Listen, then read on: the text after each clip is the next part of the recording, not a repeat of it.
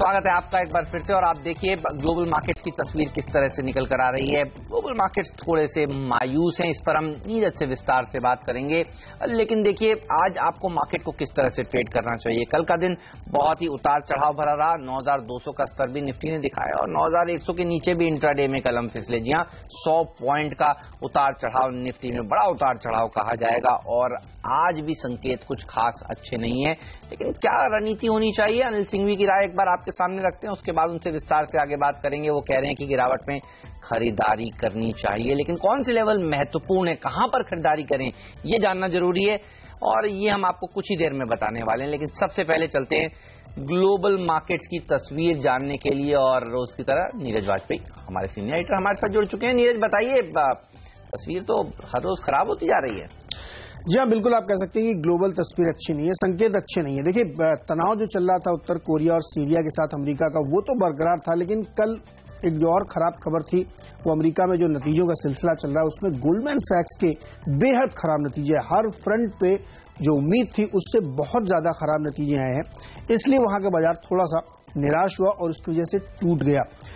कई और जो नतीजे आए वो भी मिले जुले या कमजोर थे, इसलिए भी वहां पे एक दबाव देखने हुआ, क्योंकि पहले से ही थोड़ा सा डर और आशंका चल रही थी और ऊपर से खराब नतीजों ने वहां के बाजार को और नीचे ला दिया। एक चीज और ध्यान रखिए कि जब अमेरिका बाजार चला था तब भी गोल्ड 1290 पे होल्ड कर रहा था और कल जब गिरा तब भी वो होल्ड कर रहा है। इसको इस तरह समझना चाहिए कि जब तक गोल्ड नीचे नहीं आता है तब तक ये आप मान के चलिए कि जो तनाव चल रहा है अमेरिका और उत्तर कोरिया या सीरिया के बीच में, वो ईज आउट नहीं हुआ है, वो हल नहीं हुआ है।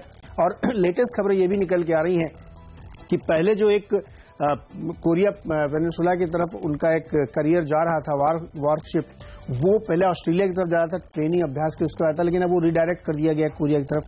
तो वो तनाव बना हुआ है और इंटेंसिफाई हो रहा है, क्योंकि जापान में जो अमेरिका के उपराष्ट्रपति इस समय विजिट कर रहे हैं, वहां जो बातचीत निकल के आ रही है उससे ऐसा लग रहा है कि तनाव कम नहीं हुआ है, बरकरार है। क्या टर्न लेता है अभी कहना मुश्किल है। दूसरा, कल ब्रिटेन में नए चुनाव के ऐलान कर दिए गए, उससे भी थोड़ा सा सेंटीमेंट खराब हुआ। फ्रांस में प्रेसिडेंट के इलेक्शन है, पहला राउंड इस वीकेंड तक कंप्लीट होगा, तो वो भी एक मामला था। तो जो राजनीतिक उथल पुथल चल रही है वो एक बड़ा रीजन है। लेकिन कल जो आग में घी डालने का हम नतीजों ने किया, और वो गोल्डमैन सैक्स कल का विलेन था, इसीलिए बाजार में तेजी से गिरावट देखने को मिली।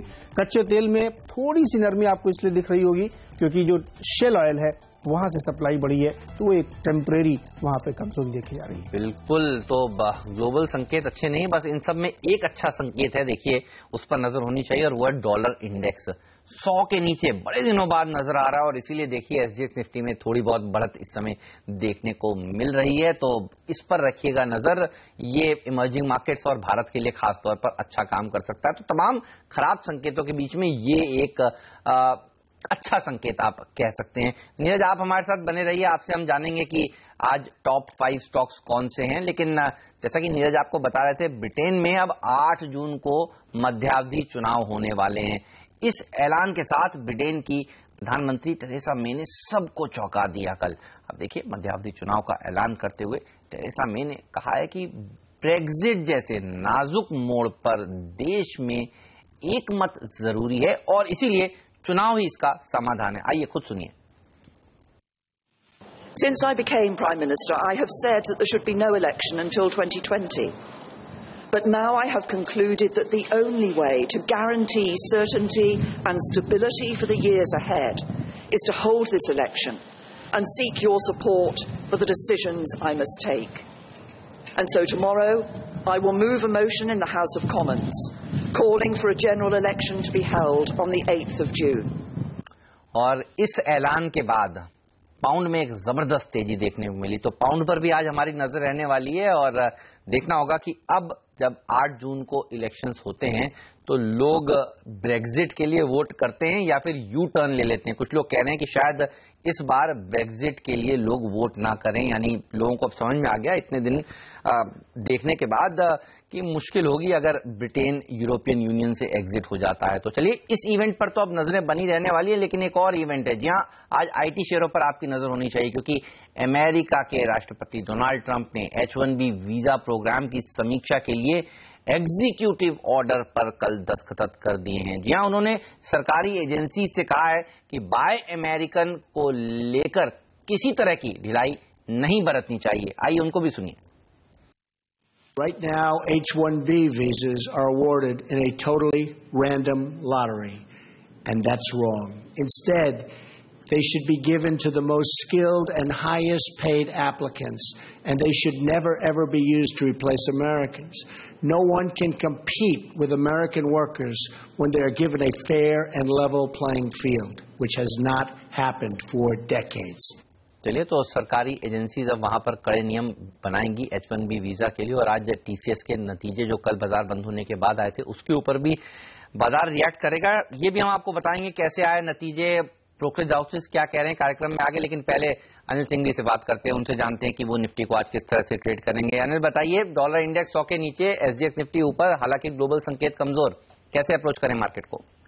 देखिए 9100 निर्णायक लेवल है आज के लिए, और जिस तरह से वायदा कारोबार में पोजीशंस बनी है, ये लेवल होल्ड होना जरूरी है। अगर 9100 के नीचे बाजार ने ट्रेड किया और कुछ समय बिताया तो फिर तेजी करने वाले ट्रेडर्स की तरफ से बिकवाली का प्रेशर बढ़ेगा और फिर बाजार 9000 की तरफ बढ़ते हुए नजर आ सकते हैं। वो अगले 1-2 सेशन में हो सकता है।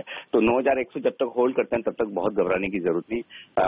अगर भारतीय बाजारों के खुलने के वक्त तक एशियाई बाजारों पर नजर रखें, और वैसे भी ग्लोबल मार्केट से बाजारों को आगे डायरेक्शन दे रहे हैं, तो ग्लोबल मार्केट से खबरें चूंकि बहुत पॉजिटिव नहीं है, ना IT शेयरों के लिए है न मेटल्स के लिए, मेटल्स भी काफी कमजोर होते हुए दिख रहे हैं। तो ऐसा लगता है कि थोड़ा दबाव तो रहेगा, लेकिन रिकवरी अगर होती है तो ऊपरी स्तरों पर बिकवाली करनी चाहिए। 9100 अगर होल्ड होता है तो ठीक, अदरवाइज कमजोरी बढ़ेगी। फर्ज करें कि ग्लोबल मार्केट्स मजबूत खुलते हैं भारतीय बाजारों की ओपनिंग तक, तो ऐसे में आप 9075 के आसपास का स्टॉप लॉस लगाकर एक बार खरीदारी कर सकते हैं निफ्टी में। ऊपरी स्तरों पर 9150, ज्यादा से ज्यादा 9175, ये 2 लेवल हो सकते हैं जिसके लिए तेजी की जाए। और दूसरा तरीका यह है कि गैप से खुल जाए, मजबूत हो जाए। पहले 9175 के आसपास शॉर्ट पोजीशन बनाई जा सकती है, 9200 का स्टॉप लॉस होना चाहिए। 9200 के पार निकलकर टिकेंगे बाजार, इसकी संभावना फिलहाल थोड़ी सी कम नजर आ रही है जिस तरह का माहौल बना हुआ है। बैंक निफ्टी हालांकि बेहतर है, मजबूत है, कल भी नया life time high bank Nifty ने बनाया है। तो बैंक निफ्टी में 21,500 जब तक नहीं टूटता तब तक खरीदारी का मौका है, और ऊपरी स्तरों पर 21,800 21,900 फिर से आते हुआ दिख सकता है। तो अगर तेजी की तरफ ट्रेड करना ही है तो निफ्टी के मुकाबले में बैंक निफ्टी ज्यादा बेहतर है, जो 21,400 और 21,500 की रेंज में बेहद मजबूत सपोर्ट है। बिल्कुल, चलिए, तो बैंक निफ्टी ज्यादा मजबूत, और पिछला हफ्ता भी देखिए बैंक निफ्टी ने सपोर्ट देने का काम किया था, और कल के सेशन में भी फर्स्ट हाफ में बैंक निफ्टी ज्यादा अच्छा प्रदर्शन दिखा रहा था। ये तो बात हुई मार्केट को आज किस तरह से ट्रेड करने की। लेकिन आज जो बाजार खुलते ही एक शेयर के ऊपर रिएक्शन आने वाला, और वो है TCS का। TCS के नतीजे देखिए, रेवेन्यू मार्जिन फ्रंट पर अनुमान से कम रहे हैं, लेकिन अगर इन्फोसिस के मुकाबले देखें तो बेटर रहे हैं। लेकिन विस्तार से बात करते हैं, वरुण हमारे साथ जुड़ चुके हैं। वरुण बताइए, कैसे लगे नतीजे आपको? ठीक है, TCS के नतीजे तो हमारे अनुमान से काफी कमजोर है। डॉलर आए महज 1.5% के आसपास की बढ़त देखने मिली, जबकि हमारा अनुमान था कि 2% से ज्यादा की बढ़त वहां देखने मिलेगी। वहीं कंपनी के मुनाफे में अगर आप देखें तो 2.5% की गिरावट हुई है, जो कि हमारे अनुमान से काफी ज्यादा है। लेकिन सबसे बड़ा धक्का तो लगा है यहाँ मार्जिन के फ्रंट पे। हमारा अनुमान था कि कंपनी का जो गाइडेंस है 26 से 28% का, उसके लोअर लेवल पे यानी कि 26% के मार्जिन कंपनी क्लॉक करेगी, लेकिन मार्जिन में काफी ज्यादा गिरावट हुई है और 25.7% के आसपास के मार्जिन कंपनी ने क्लॉक किए हैं, जो कि हमारे अनुमान से काफी कमजोर है। प्रेशर कहां से आया तो उसमें सबसे आगे कंपनी का जो सबसे डिपेंडेबल और इंपॉर्टेंट सेगमेंट है BFSI, वहां कहीं ना कहीं मार पड़ी है। BFSI सेगमेंट के रेवेन्यूज में करीब 1.5% के आसपास की गिरावट देखने मिली है। वहीं कंपनी का जो रिटेल और कंज्यूमर का कारोबार है वहां तो 3% के आसपास की गिरावट हुई है, और वहां तो मार्जिन में भी कहीं ना कहीं गिरावट हुई है। और इन 2 सेगमेंट्स के कारण कंपनी का जो ओवरऑल परफॉर्मेंस है उसमें कहीं ना कहीं कमजोरी है। लेकिन मैनेजमेंट की जो कमेंट्री है FY18 को लेके वो काफी पॉजिटिव है। उनका कहना है कि आगे BFSI सेगमेंट में एक टर्न अराउंड देखने मिलेगा। डेलीजेंटा और जापान में भी बेहतर ग्रोथ आपको देखने मिल सकती है। और सबसे बड़ी बात तो यह है कि कंपनी ने अपने जो मार्जिन गाइडेंस था 26 से 28%, उसमें कोई भी बदलाव नहीं किया है। यानी कि रिजल्ट कमजोर है, लेकिन मैनेजमेंट की कमेंट्री जो है वो कुछ हद तक पॉजिटिव है। चलिए, तो कमेंट्री पॉजिटिव है, ये एक राहत की बात। लेकिन आपको बता दें, बहुत सारे ब्रोकरेज हाउसेज हैं जिन्होंने TCS के ऊपर अपनी रिपोर्ट्स दी, और आपको इसी शो में हम आपको बताएंगे कि क्या वो रिपोर्ट्स निकल कर आई हैं। थोड़ा सा और इंतजार करिए उसके लिए। लेकिन आज जो 2 महत्वपूर्ण नंबर हैं उस पर पहले बात करते हैं। इंडसइंड बैंक और येस बैंक के नतीजे आज आने वाले हैं। जनरली दोपहर में इनके नंबर्स आते हैं, क्या उम्मीद की जाए ये बताने के लिए सोनम जुड़ चुकी हैं। सोनम बताइए। Good morning Hemant. दोनों कंपनियों से, दोनों बैंक से बेहतरीन आंकड़ों की उम्मीद रखी जा रही है। सबसे पहले इंडसइंड बैंक की बात करें तो पिछले तिमाही की तरह इस बार भी आंकड़े मजबूत रहेंगे। एनआई में 31% की बढ़ोतरी तो मुनाफे में 26% का जंप देखने को मिलेगा।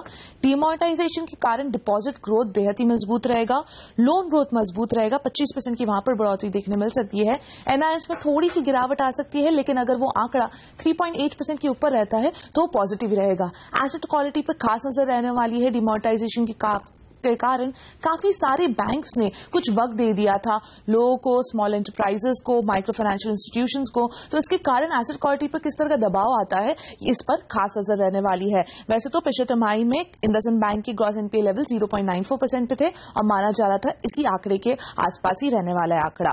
तो येस बैंक से भी बेहद ही मजबूत आंकड़ों की उम्मीद रखी जा रही है। एनआई में 29% की बढ़ोतरी तो मुनाफे में 28% का जंप देखने को मिलेगा। बल्कि माना जा रहा है येस बैंक अपने सारे पीयर्स के मुकाबले सबसे बेहतरीन आंकड़े दिखाएगा। लोन ग्रोथ में 25 से 30% का जंप देखने को मिलेगा। एनआईएम्स बेहद ही स्टेबल रहेंगे। प्रोविजंस में थोड़ी सी बढ़ोतरी जरूर देखने को मिलेगी, लेकिन एसेट क्वालिटी के फ्रंट पर कोई भी दिक्कत नहीं दिखाई देगी। ऑलराइट, चलिए तो स्टेबल नंबर्स पेश करेंगे दोनों ही बैंक, और दोनों ही बैंक ने आउट परफॉर्मेंस दिखाई है। आप देखिए बाजार में दो प्राइवेट सेक्टर बैंक जिन्होंने सबसे ज्यादा पैसा निवेशकों को बनाकर दिया है तो इन दोनों ने, और आज इनके परिणाम बहुत महत्वपूर्ण होंगे। शुक्रिया सोनम आपका। इसके अलावा और कौन से नतीजे आने वाले हैं? चलिए सूची देखिए। जय भारत मारुति, इसके नंबर्स आ जाएंगे। सैस्किन जैसी कंपनियों के नंबर्स आ जाने वाले हैं। नेटवर्क 18 जो चैनल आप देख रहे हैं इस समय, इसको जो कंपनी ओन करती है नेटवर्क 18, इनके भी नतीजे आज ही आने वाले हैं। तो काफी सारी छोटी मझौली कंपनियां, टीवी 18 ब्रॉडकास्ट, इसके भी नंबर्स ही आज आएंगे। तो ये नतीजों के ऊपर आज नजर बनी रहेगी। लेकिन बात करते हैं निफ्टी को किस तरह से ट्रेड करनी चाहिए। चार्ट्स कल की गिरावट के बाद और कितने कमजोर हो गए हैं, कितने नीचे के लेवल्स देखने को मिल सकते हैं। विवेक गुप्ता research.com के विवेक गुप्ता हमारे साथ जुड़ चुके हैं। हाय विवेक, गुड मॉर्निंग। बताइए, क्या सेलोन रैली की रणनीति सही रहेगी मार्केट में आज के लिए? गुड मॉर्निंग हेमंत जी। निफ्टी का ओवरऑल लास्ट 1-2 दिन का ट्रेंड देखते हुए मुझे लगता है कि थोड़ा सा करेक्शन देखा जा सकता है शॉर्ट टर्म में, ऑल्दो ओवरऑल ट्रेंड बुलिश रहेगा। लेकिन इंट्राडे पर्सपेक्टिव से मैं सेलोन राइज की रणनीति रखना चाहूंगा। 9120 से लेकर 9130 की रेंज मिलती है उछाल पे, तो वहां पे बिकवाली करके चलनी चाहिए। 9176 के स्टॉप लॉस के साथ नीचे में 9030 तक का टारगेट देखा जा सकता है। तो बाजार पर आप कह रहे हैं सेलोन रैलीज की रणनीति रखें। शेयरों में भी क्या आपने कुछ शॉर्ट वाले कैंडिडेट्स ढूंढे हैं आज? आपके पिक्स बताइए। ओवरऑल मैंने शॉर्ट वाले कैंडिडेट्स ही देखे हैं। अगर मैं शेयरों में बात करूं तो मुझे इक्विटास वीक लग रहा है। इक्विटास अगर यहाँ से थोड़ा सा उछाल आता है और 165 से लेकर 165-50 का लेवल मिलता है तो 168 के स्टॉप लॉस साथ सेल करना चाहिए। नीचे में 161 तक का लेवल देखा जा सकता है। दूसरा स्टॉक जो मुझे वीक लग रहा है वो ग्रेन्यूल्स, इसमें मेरा कंडीशनल कॉल रहेगा। अगर 136 का लेवल ब्रेक करता है तो 138 के स्टॉप लॉस साथ सेल करना चाहिए। 133 का टारगेट रहेगा। ओके, तो आज देखिए बिकवाली की राय है बाजार में भी और इन स्टॉक्स में भी। शुक्रिया आपका इस जानकारी के लिए। और भी एक्सपर्ट्स की राय आपके सामने रखते हैं। देखिए वो भी कह रहे हैं शॉर्ट में ही आज पैसा बनने वाला है। पुनीत किंद्रा, इनकी राय देखिए बोनांजा पोर्टफोलियो के, कह रहे हैं ओएनजीसी बेच लीजिए, पैसा बनेगा। 178-176 तक के टारगेट देखने को मिल सकते हैं। 184 का स्टॉप लॉस रखिएगा। श्रीकांत चौहान हालांकि कह रहे हैं कोटक सिक्योरिटीज के कि JSW एनर्जी में आपको खरीदारी करनी चाहिए, यहां पर तेजी देखने को मिल सकती है। 70 तक के टारगेट दे रहे हैं। 61 का स्टॉप लॉस रखिए। लेकिन अनुज दीक्षित देखिए कह रहे हैं बेचिए एक्सिस बैंक को 485 तक के टारगेट्स के लिए, और 509 का स्टॉप लॉस भी जरूर रखें। तो ज्यादातर कॉल्स आज बिकवाली की आती हुई नजर आ रही हैं। लेंगे एक छोटा सा ब्रेक और नीरज हमारे साथ देखिए बने हुए हैं। नीरज आपको बताएंगे ब्रेक के उस पार की कौन से वो टॉप 5 स्टॉक्स हैं जो खबरों के दम पर आज कमाल दिखाने वाले हैं। साथ ही करेंसी बाजार और कमोडिटी बाजार पर भी होगी नजर। ये सब एक्शन ब्रेक के बाद। मॉर्निंग कॉल में आप सभी का स्वागत है। वक्त हो गया अभी ये जानने का कि कौन से 5 स्टॉक्स हैं जहां सबसे ज्यादा एक्शन देखने को मिलने वाला। नीरज मेरे सहयोगी जुड़े हुए। नीरज बताइए कहां नजर है आपकी? नेल्को पहला शेयर होगा और इस पे आज ओएफएस होने वाला है। करीब 10% शेयर सरकार बेचेगी और करीब 10% के डिस्काउंट पे है, तो इस पर नजर रखिए, थोड़ा प्रेशर हो सकता है। भारत इलेक्ट्रॉनिक्स पर नजर रखिए क्योंकि आज कैबिनेट की बैठक होने वाली जिसमें वीवीपैट मशीन खरीदने के लिए करीब 3100 करोड़ रुपए की मंजूरी सरकार दे सकती है, क्योंकि यही कंपनी है जो बनाती है बीएल, इसलिए बीएल के लिए अच्छी खबर है। फोर्टिस पर नजर रखिए, यहाँ पे स्टैंड चार्ट ने 68 लाख शेयर बेचे हैं और पिछले 3 दिन से लगातार बिक वाली चल रही है फोर्टिस हेल्थ केयर में, इसलिए वो स्टॉक भी आज प्रेशर में रह सकता है, इसको भी नजर पर रखना चाहिए। सोमानी सिरेमिक्स, फ्रैंकलिन टेम्पल्टन जो बहुत लीडिंग म्यूचुअल फंड है, उसने यहाँ पे काफी बड़ी मात्रा में करीब 3.25 लाख शेयर खरीदे हैं ₹750 के भाव पे। इसको भी रडार पर रखिए, यहाँ पे भी लगातार 2-3 दिनों से फ्रैंकलिन की ओर से खरीदारी चल रही है। IDBI bank, UBI, union bank, bank of India, ये सारे बैंक ऐसे जो बहुत कमजोर हैं। S&P ने अपनी ताजा रिपोर्ट में कहा कि अगर रिजर्व बैंक इनको करेक्टिव मेजर्स के तहत लाती है तो दिसंबर के नतीजों के आधार पर ये बेहद कमजोर बैंक नजर आ रहे हैं और इनमें बहुत ज्यादा नुकसान देखने को मिला। तो ये सारे बैंक नजर पर रखिए, क्योंकि S&P की रिपोर्ट काफी मायने रखती है, इनमें आज प्रेशर देखने को मिल सकता है। बिल्कुल, तो S&P की महत्वपूर्ण रिपोर्ट पर ये बैंक आपके रडार पर होना चाहिए। शुक्रिया नीरज आपका इस जानकारी के लिए। लेकिन अब बात करते हैं कमोडिटी और करेंसी मार्केट की। कार्वी कॉर्पोरेट के हिमांशु गुप्ता हमारे साथ जुड़ चुके हैं आज। हाय हिमांशु, गुड मॉर्निंग। बताइए सबसे पहले रुपए को किस तरह से अप्रोच किया जाए आज? Good morning sir.